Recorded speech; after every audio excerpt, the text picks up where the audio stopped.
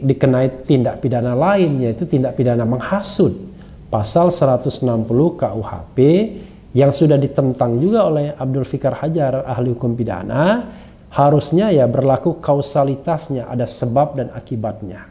Karena pasal itu berisi soal penghasutan. Dan orang yang terhasut kemudian melakukan tindak pidana. Kalau ini rasanya tindak pidananya kan tidak ada.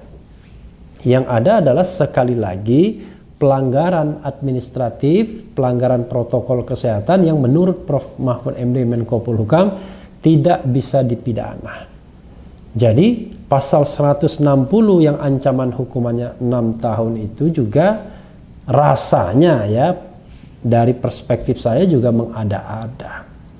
Jadi proses yang terjadi pada Habib Rizik ini seolah-olah dipaksakan agar yang bersangkutan ditangkap, ditahan.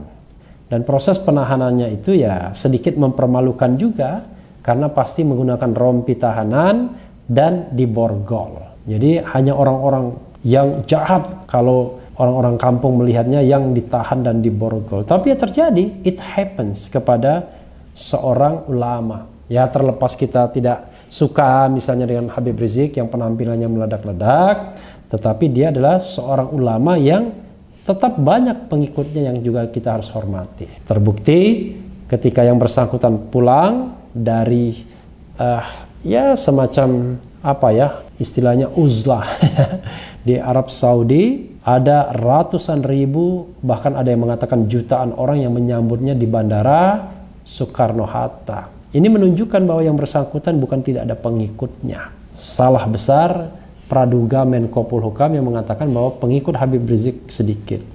Dan ketika diperlakukan tidak adil, bukan tidak mungkin dia akan muncul terus sebagai tokoh yang akan membesar, terus membesar. Jadi sobat era sekalian, tidak bisa dimungkiri ya, proses hukum terhadap Habib Rizik ini penuh dengan nuansa politiknya, penuh dengan nuansa non-hukum yang harusnya tidak boleh dalam melakukan proses penegakan hukum. Toh kalaupun dianggap sebuah pelanggaran, pelanggaran tersebut bisa direkonsiliasi.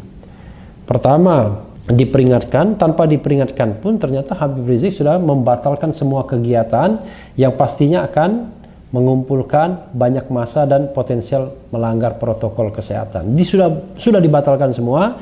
Dia umumkan dalam pidato peringatan 212 yang juga saya hadir secara virtual, tapi hadir di tempat, tapi tempat yang berbeda dengan Habib Rizik menyampaikan pidatonya.